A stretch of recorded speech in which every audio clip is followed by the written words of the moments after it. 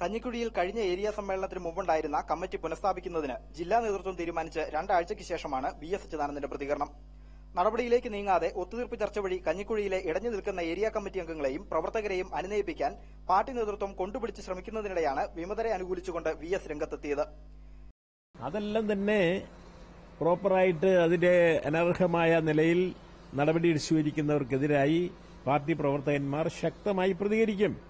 1996 നിയമസഭാ തെരഞ്ഞെടുപ്പിൽ മാരാരിക്കുളത്ത് വി.എസ്. അച്യുതാനന്ദൻ പരാജയപ്പെട്ടതിനെ തുടർന്ന് പാർട്ടി നടപടിക്ക് വിധേയരായ ഏരിയ സെക്രട്ടറി സി.കെ. ഭാസ്കരനും ഏരിയ കമ്മിറ്റി അംഗം ടി.കെ. പളനിയുമാണ് ഇപ്പോൾ വിമതർക്ക് നേതൃത്വം നൽകുന്നതെന്നും കൌതുകകരം.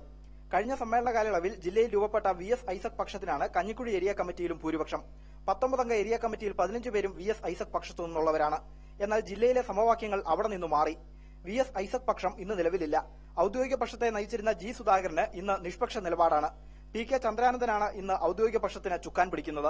കഞ്ഞിക്കുഴിയിലേത് ഒരു പ്രാദേശിക പ്രശ്നമാണെന്നും അവരെ അനുനയിപ്പിക്കാമെന്നുമുള്ള നേതൃത്വത്തിന്റെ കണക്കുകൂട്ടലിനും വി.എസിന്റെ പ്രതികരണം പ്രതിസന്ധി സൃഷ്ടിക്കുന്നു. അനുനയ നീക്കങ്ങളുടെ ഭാഗമായി സിപിഐഎം സംസ്ഥാന സെക്രട്ടറി പിണറായി വിജയനെ കാണാൻ അവസരമൊരുക്കാമെന്ന് ജില്ലാ നേതൃത്വം വിമതരെ ധരിപ്പിച്ചിട്ടുണ്ട്. വിമതർക്കുകൂടി സമ്മതനായ ജില്ലാ സെക്രട്ടേറിയറ്റ് അംഗത്തിന് ഏരിയ സെക്രട്ടറി സ്ഥാനം നൽകിയുള്ള പ്രശ്നപരിഹാരമാണ് പാർട്ടി നേതൃത്വം ഇപ്പോൾ ആലോചിക്കുന്നത്. ശസ്ത്രക്രിയയ്ക്ക് ശേഷം വിശ്രമിക്കുന്ന സി.കെ. ഭാസ്കരന്റെ ക്ഷേമവിവരങ്ങൾ അന്വേഷിച്ച് കഴിഞ്ഞ ദിവസം വി.എസ്. അച്യുതാനന്ദൻ ഫോൺ വിളിക്കുകയും ചെയ്തിരുന്നു. Prashanth R Nair, Kochi, India vision.